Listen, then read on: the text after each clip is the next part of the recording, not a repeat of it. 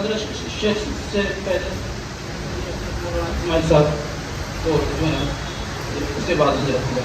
جی حضرت ہمارے بہت معتبر جو ہے کرم فرمائے حضرت مولانا اسماعیل صاحب، ہم چند منٹ کے لیے آپ سے اجازت چاہتے ہیں ان کے لیے جو ہے آپ کے درس کو تاخیر ہو رہی ہے، ہمیں احساس ہے، لیکن جو ہے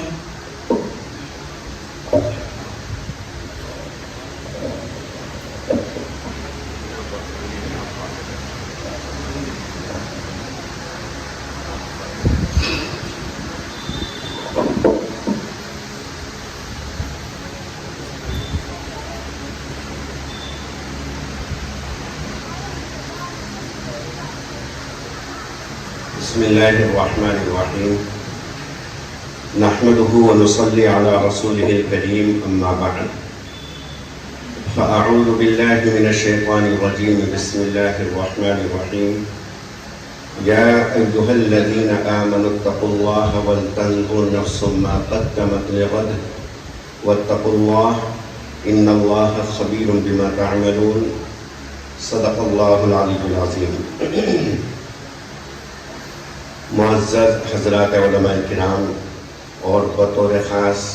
ہمارے مہمان موقر، انتہائی علمی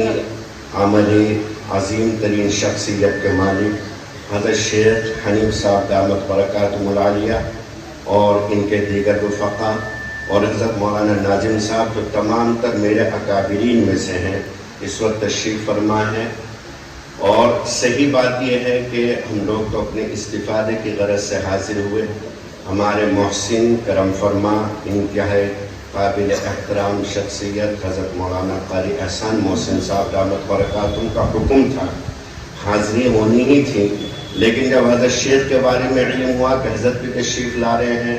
تو اس حاضری کا اشتیاق اور زیادہ بڑھ گیا، تو اس لیے اپنی اصلاح کی یا اپنے استفادے کی غرض سے حاضری ہوئی ہے۔ اور میں منتظم صاحب کے یہ کہنے پر بیٹھا ہوں، حضرت والا کا حکم ہوا، اس کے بعد منتظم صاحب نے بتلایا کہ ابھی بچیاں تیار ہو رہی ہیں اور 5-7 منٹ ان کو آنے میں بیٹھنے میں لگ جائیں گے، تب تک آپ بات کر لیں۔ تو میں ایک بات تو عرض کروں گا حضرت قاری احسان محسن صاحب دامت برکاتہم کے جو بھی نائب ہیں کہ اگر سامنے ایک گھڑی ہو اور وقت متعین کیا جائے کہ صاحب 10 منٹ بات کرنی ہے تو بہتر رہے گا، تاکہ سامنے کی گھڑی میں آدمی دیکھتا رہے، اس کو پتہ رہے کہ 10 منٹ بات کرنی ہے۔ اس وقت سامنے تو کوئی گھڑی نہیں ہے، لیکن میری درخواست اور گزارش ہے کہ اگر آئندہ ہو جائے تو اس سے ذرا سہولت رہتی ہے، انشاءاللہ مل کے جائیں،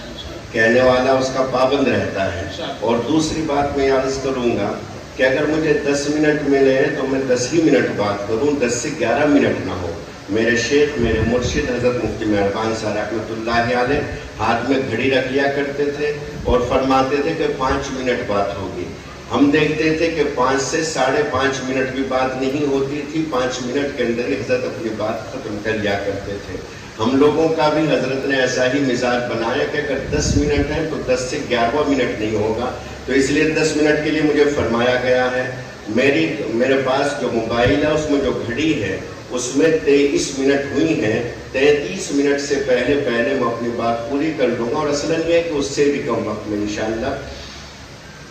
اور ہر مقرر، ہر خطیب کو یہی چاہیے، وہ یہ نہ کہے کہ تھوڑی دیر لی جائے گی، تھوڑا وقت لیا جائے گا۔ میرے شیخ فرمایا کرتے تھے کہ پونا گھنٹے کے اعتبار سے آدھا گھنٹہ تھوڑا ہے، آدھے گھنٹے کے اعتبار سے 20 منٹ تھوڑی ہے، تو اس تھوڑے وقت کی تعین بھی ضروری ہے کہ تھوڑا وقت کتنا لیا جائے گا، آیا 10 منٹ لیے جائیں گے یا 15 منٹ لیے جائیں گے۔ تو جو بھی خطیب خطاب کرے، تقریر کرے، اس کے لیے لازم اور ضروری ہے کہ جو وقت اس کے لیے متعین ہو اس کا وہ پابند رہے، تاکہ اگلے کے اجلاس میں کسی قسم کا خلل واقع نہ ہو، اس کے نظام میں بدنظمی نہ ہو۔ تو دوستو، جو قرآنی آیت میں نے آپ کے سامنے تلاوت کی، اللہ رب العزت تمام مسلمانوں کو، تمام اہل ایمان کو، چاہے وہ علماء ہو، غیر علماء ہو، چاہے وہ خواندہ ہو، نہ خواندہ ہو، سب کو مخاطب کر کے اللہ تعالیٰ فرماتے کہ مسلمانوں تم اللہ سے ڈرا کرو، اتقوا اللہ، تم تقوی اختیار کرو، تم اللہ سے ڈرو۔ اور چاہیے کہ ہر انسان یہ دیکھے کہ اس نے کل کے لیے یعنی کہ آخرت کے لیے کیا آگے بھیجا ہے، کیا اس کے لیے تیاریاں کی ہیں۔ اور تقوی کا مطلب دوستو یہ ہے کہ انسان کو غلطی کرنے کا، معصیت کرنے کا موقع ملے، اس کو اختیارات ہوں، اس کے جسم کے اندر طاقت ہو، مکمل شباب ہو، جوانی ہو، صحت ہو، تمام اسباب و وسائل موجود ہوں، اور اس کے باوجود وہ صرف اور صرف اللہ کی محبت کی وجہ سے کہ میرا رب مجھے دیکھ رہا ہے، میرا اللہ مجھے دیکھ رہا ہے، میرا اللہ میرے بارے میں کیا کہیں گے، یہ خیال آ جائے، یہ اللہ سے ڈر جائے کہ کہیں ایسا نہ ہو کہ اللہ کا کوئی قہر میرے اوپر نازل ہو جائے، اللہ کا غصہ، اللہ کا غضب میرے اوپر نہ اتر جائے، یا تو اللہ کی محبت اسے روک دے یا اللہ کا خوف اس کو روک دے، تو دوستو اس کا نام تقوی ہے۔ اگر ایک آدمی جس کے جسم کے اندر طاقت نہیں، صحت نہیں، جوانی نہیں، شباب نہیں، اختیارات نہیں، وسائل اور اسباب نہیں، اور وہ کہتا ہے کہ الحمدللہ مجھ سے گناہ نہیں ہوتا، تو دوستو یہ کوئی خوبی کی بات نہیں، خوبی کی اس کی بات ہے کہ جس جوان کو اللہ نے ساری طاقتیں بخشی، قوتیں بخشی اور اس کو اختیارات حاصل ہوئے، اس کے باوجود وہ گناہ کرنے سے رک جائے تو سمجھ لیا جائے گا کہ تقوی اس کے اندر ہے۔ رسول کریم صلی اللہ علیہ وسلم نے اپنے قلب کی طرف اشارہ کیا اور یوں فرمایا التقوی ہنا، کہ تقوی یہاں ہوتا ہے، یعنی کہ انسان کا جو قلب ہے، انسان کا جو دل ہے، وہ اللہ کی خشیت اور اللہ کے خوف کی وجہ سے ڈر جائے، سہم جائے، یا اللہ کی محبت اسے روک دے کہ میرے رب کے کس قدر انعامات میرے اوپر ہیں، اس قدر انعامات کرنے والے رب کی نافرمانی میں کیسے کروں، کیسے اللہ رب العزت کے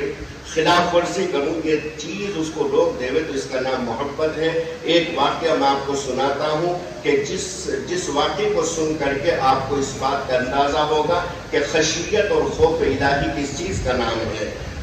ایک امیر شاہ بادشاہ ہوا ایران میں، اتفاقی بات یہ کہ وہ اپنے کچھ فوجیوں کے ساتھ صحراؤں کی طرف نکلا شکار کے لیے۔ ایک جگہ خیمہ زن ہوا، فوجیوں نے خیمے لگائے، وہاں وہ پڑاؤ ڈالا، اور اس کے بعد یہ اپنے کچھ فوجیوں کو لے کر کے شکار کے لیے چلا گیا۔ وہاں جو فوجی موجود تھے سامان کی حفاظت کے لیے، دیکھنے کے لیے، انہوں نے دیکھا کہ خیموں کے آس پاس ایک آوارہ سی گائے گھوم رہی ہے، انہوں نے اس کو پکڑا، ذبح کیا اور اس کا گوشت وغیرہ کباب وغیرہ بنا کر کے کھا لیا۔ شام ہوئی، ایک بوڑھی عورت، کمزور سی ایک بے بس سی عورت، اس کو تلاش کرتے وہ اپنی گائے کو جب وہاں پہنچی اور پتا چلا کہ میری گائے کو ذبح کر کے ان فوجوں نے کھا لیا ہے، تو وہ کہنے لگی کہ اللہ کے لیے میری گائے کا انتظام کر دو، گائے تو واپس نہیں آ سکتی، لیکن کم از کم اتنے پیسے مجھے دے دو کہ جس سے کہ میں اپنی گائے خرید لوں، میرے پاس گزارے کا، بسیرا کرنے کا اس کے علاوہ کوئی اور انتظام نہیں ہے، میرے سر پر باپ نہیں، بھائی نہیں، شوہر نہیں، بیٹا نہیں،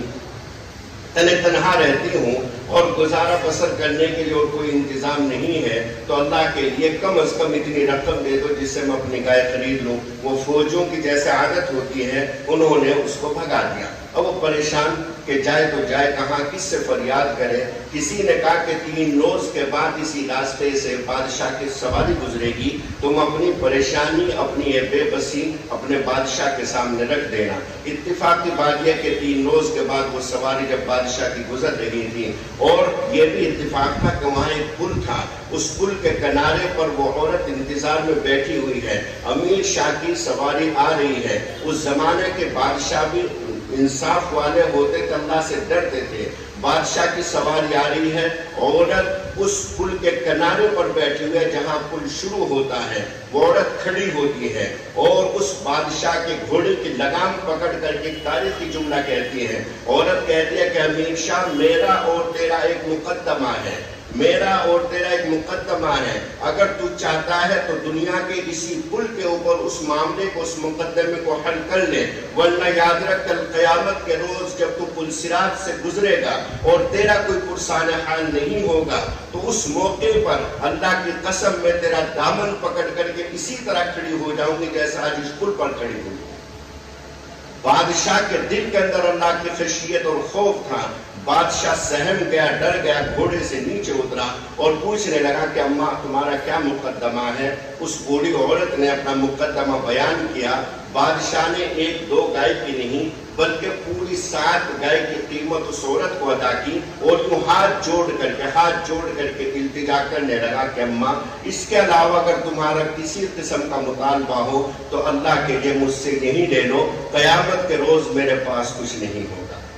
قیامت کے روز میں بالکل خالی دامن آؤں گا، میرے پاس کچھ نہیں ہوگا، نہ یہ فوج ہوگی، نہ یہ دولت ہوگی، نہ یہ خزانے ہوں گے، نہ یہ بادشاہت و سلطنت، نہیں تو بالکل خالی رہوں گا۔ اس لیے اللہ کے لیے اگر کسی قسم کا